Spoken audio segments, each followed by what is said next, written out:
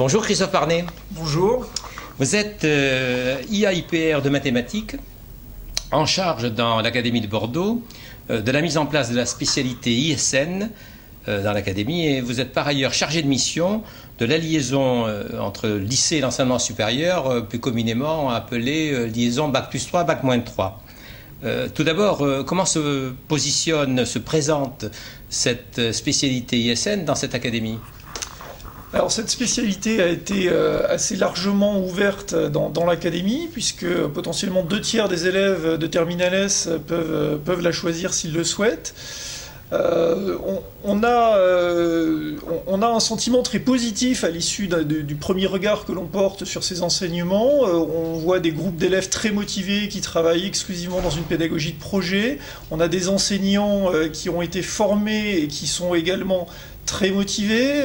Dans chaque établissement, on a formé un binôme d'enseignement de 2 disciplines différentes pour essayer de croiser les approches de cette discipline entre guillemets qui n'en est pas une, en tout cas qui n'est pas une discipline de recrutement pour les enseignants. Et donc on pense que ce premier galop d'essai, puisque c'est la première année de mise en œuvre d'ISN, va se développer fortement au cours des prochaines années. Et aujourd'hui, le nombre d'élèves dans l'académie? On a entre 4 et 500 élèves qui suivent cette spécialité. Ce qui est important. Ce qui est important. Et cette spécialité est choisie par les élèves au détriment, je suppose, d'autres spécialités. Quelles sont celles qui ont été un petit peu abandonnées pour faire ces 400 choix? Alors, c'est pas une spécialité en particulier qui a été abandonnée au profit d'ISN, c'est un petit peu les 3 spécialités existantes, principalement la spécialité mathématiques et la spécialité sciences physiques.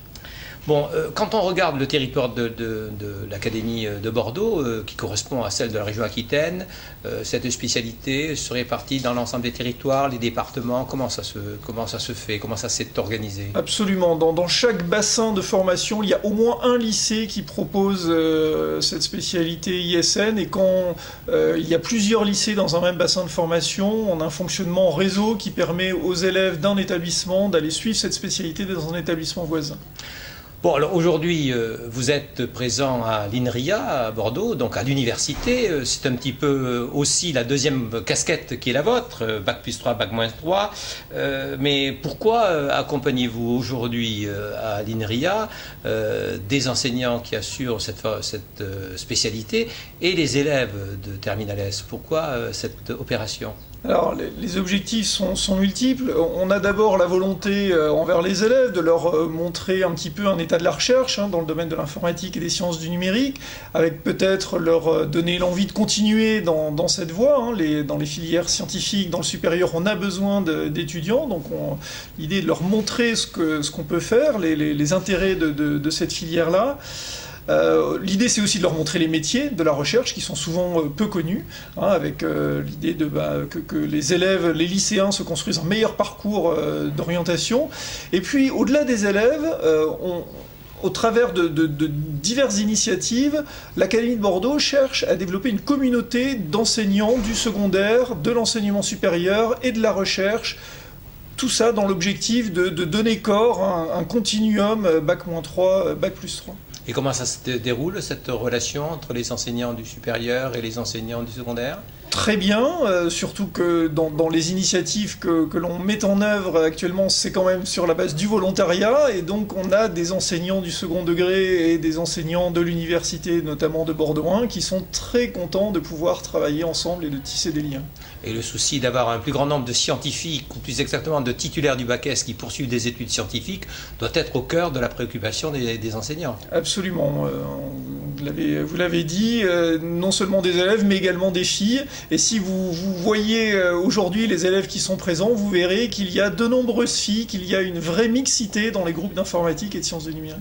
Et avez-vous prévu d'autres liens particuliers avec des organismes de recherche sur Bordeaux en particulier? Oui, nous organisons cette année des stages de formation continue en immersion pour des professeurs du second degré dans des laboratoires du CNRS. Une dizaine de laboratoires du CNRS sont partenaires de cette opération et accueillent entre 30 et 40 enseignants du second degré.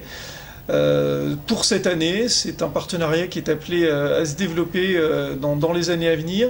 Et on a une deuxième initiative aussi qui est en cours d'élaboration, qui est un projet pour l'instant, donc qui n'est pas finalisé. C'est un projet d'échange de services entre professeurs du second degré et professeurs de l'université Bordeaux. Donc c'est vraiment une réalité d'action et très dynamique. Absolument, il y a une vraie volonté dans l'Académie de Bordeaux de développer cette liaison Bac-3, Bac+3. Merci beaucoup, Monsieur Barnier. On se tiendra peut-être informé de la suite des opérations, parce que je crois que le ministre souhaite que l'option ISN ouvre également pour d'autres séries de baccalauréat, donc il y aura peut-être beaucoup de choses à dire dans les mois, dans les années qui viennent. Sans doute, en tout cas, nous serons prêts à donner suite à cette initiative si elle a lieu.